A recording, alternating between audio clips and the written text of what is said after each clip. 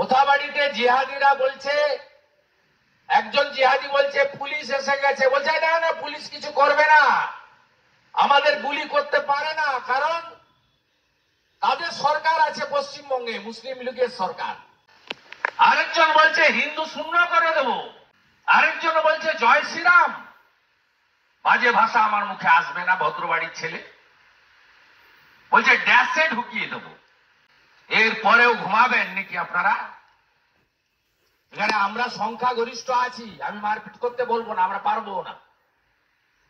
আমাদের গলায় তুলসী থাকে তো। আমরা অমাবস্যা, পূর্ণিমা, একাদশী, দামোদর মাস করি। এই চৈত্র নবরাত্রিতে বহু মানুষ সম্পূর্ণ একবেলা খাওয়ার খাবেন অনেক নিষ্ঠার সঙ্গে। কার্তিক মাস, দামোদর মাস পালন করি। আমরা এসব পারবো না, আমাদের এগুলো শেখায়নি।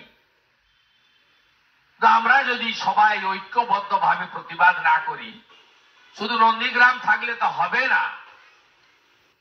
মোথাবাড়ির ভাইও তো আমার ভাই, নওদার হিন্দু ভাইও তো আমার ভাই। এই বোধ আপনাদের জাগাতে হবে।